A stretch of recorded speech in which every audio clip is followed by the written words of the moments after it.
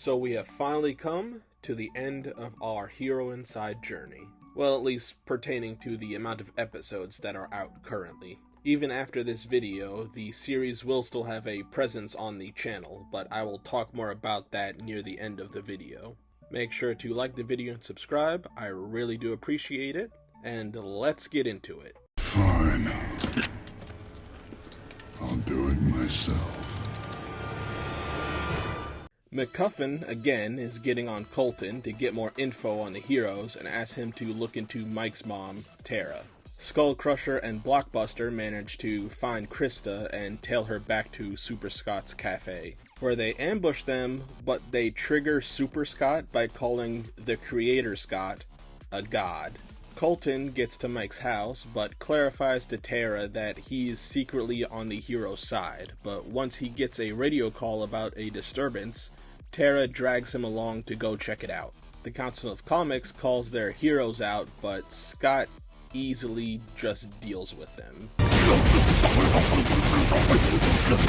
The cops arrive and Super Scott prepares to get rid of them, but Cynthia starts to weaken and he is forcibly sucked back into his book, surprising everyone there. But then Timo and Krista quickly jump in to get rid of the cops, making Mike and Lucy join the battle, basically making it a three-way battle to capture Super Scott's comic. Cynthia, during all of this chaos, gets out of her chair and starts wandering around, with Nick spotting that she has Super Scott's comic. Then as Colton and Tara arrive, she gets into his car, with Nick jumping in so he can take the comic from her. Then we get the reveal: the woman that has been taking care of Cynthia, Honey, is a reader as well, and summons a new hero, Carrie, to stop them. Everyone else seeing this starts to go after them, starting a chase around the city, ending the episode there. Okay, first, I can finally talk about Honey and Cynthia's voice actors, since they have major roles in this episode. Honey is voiced by Sarah Faye Beard. Honey we have seen throughout the series, and is the primary caregiver to Cynthia. I think I said this before, but she might be related to her, since Scott and Lucy's father are her kids. And she does look similar to Lucy. It's fine if she's not, but I thought it could be cool if she was. And I thought it was a neat reveal that they hid that she was a reader this whole time. Now her hero is Carrie, and she is voiced by Samantha Cooper again. Carrie seems to be a classic robot hero that misunderstands when people talk to her, which is a funny gimmick, and I could see a couple of robot characters having that kind of archetype. Not much to talk about her here, but we'll talk about her more in the next episode. And then finally is Cynthia, who is voiced by Mary O'Brady. Cynthia seems to be suffering from some kind of dementia, since she looked lost when she was walking around and got in a random person's car asking them to take her to her son, Scott. And we saw she's in poor health as well, and that caused Super Scott to return. So Nick does have the right idea of getting the comic away from her. I did find it funny when Super Scott got forced back, the look on his face of "not now" of all times, and that honestly had to happen since he was easily taking care of all of the heroes. I do also like how the Council of Comics are being the antagonist to both sides and causing this whole incident to happen. And to be honest, our team did not do much this episode, really only coming in to fight everyone. And we got a brief backstory of Krista being a disgraced MMA fighter who rigged the matches. And other than that, we will now move on to the final episode of the series.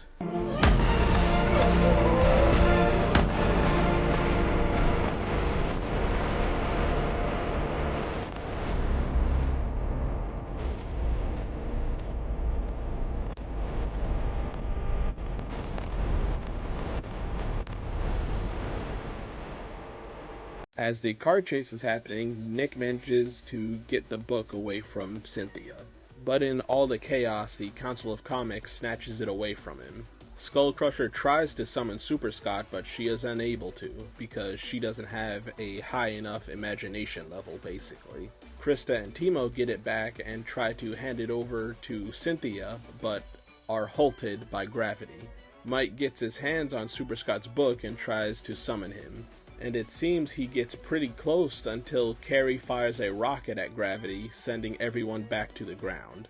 Honey grabs the comic and brings it back to Cynthia, allowing her to re-summon Super Scott. He then easily deals with the Council of Comics, but is then stopped by Mike distracting him. With him finally seeing Lucy for the first time, she asks him if he knows where Scott is, and he plainly tells her that he hid himself in the Dizzy 7 comics.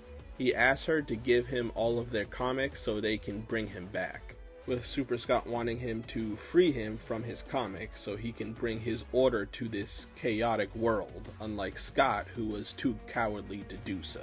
Hearing this, Lucy sees that he is not the type of hero Scott would have wanted, and rejects his offer to work together, starting their fight. They use Sylph to make a tornado to trap him in, then Toxo sucking up gas from a tanker, and finally my boy Sparkules to summon lightning to ignite it all, creating a huge explosion. But this basically did nothing but tear up his clothes, making Super Scott reveal his true costume underneath, with him talking about how he feels shackled to it. He goes to finish off Lucy, but Mike summons Mr. Justice, since he can take any attack. But even he can't maintain himself through Super Scott's attacks. Mike then uses his full potential to create a new move for Mr. Justice, making him be able to absorb all the attacks that hit him, and focus them into one single attack, sending Super Scott back with an extremely strong shockwave, knocking out the rest of his team and Cynthia. But before he leaves, he comments that he has only seen one other person be able to create a new page before, probably referencing Scott himself, with the finale seemingly ending until we pan out to see a newly designed Durko and Bobby watching over everything, leaving us on that cliffhanger. So this episode was packed with a lot of stuff.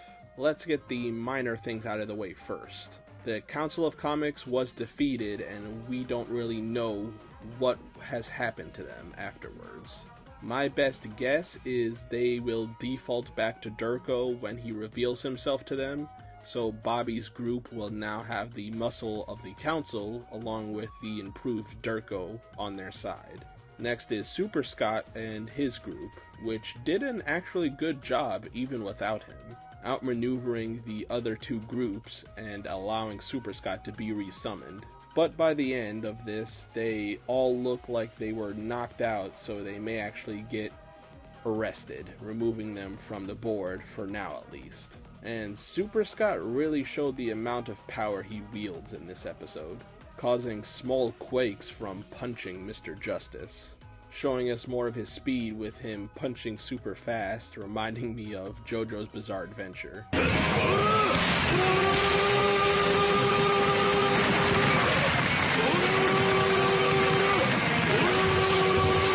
And his durability, taking the 100% Justice Punch that seemed to hurt him, but it looked like he could have kept fighting, but had to return because Cynthia passed out. He also now explained his full motivation for the series, wanting to free himself from the limits of being a comic hero. I'm guessing he thinks if anyone can free him from his prison, Scott can. And somehow gathering all the Dizzy 7 books will make him reveal himself from wherever he is hiding. And now, seeing Mike's power to create a new page, he might be interested in him as well. But I will get into that in a separate video down the line. And then finally getting to our heroes. Nick did his best trying to keep the Super Scott comic away from everyone, and I honestly can't fault him for losing it. With Lucy, she really impressed me with these two episodes, because she did 3 comicalizes in one day with her doing 2 at once. She also finally learns more about how to find her uncle, but wasn't tempted to join Super Scott, since she could tell his justice would not be very good, with him being the sole arbiter of what is right and wrong. Lastly, Mike was smart for summoning Mr. Justice, and it was impressive again with him doing a comical create right after he did a comicalize. And our team now may be able to summon Scott if they take all of the Council of Comics and Super Scott's books. I think that's about it story-wise, but I still do have some stuff to talk about relating to how the series will be treated on the channel going forward. So the state of the series right now is that it has not been renewed for another season right now. I of course hope it does, but for now I will be producing one video a month for the series, and I have 10 planned right now. I will be doing group analyses on all of the characters in the story, and talking about their potentials in the future of the series, and if I could see them becoming readers in the future. I will be combining a character analysis and a theory video about why Scott went into hiding, and about Super Scott's future in the story. Mike and Lucy will each be getting their own character video. A video about all 4 factions in the story, going over who has what comics and all their motivations. And then finishing off the series with one power tier list for all the readers and one for all the heroes. So the series will still be going around on the channel, but it will just be in the background for the most part. And it will be replaced with a new series I will be reviewing, Samurai Jack, which is a series that shaped my character as a kid. And I will be reviewing the first 3 episodes for the first review.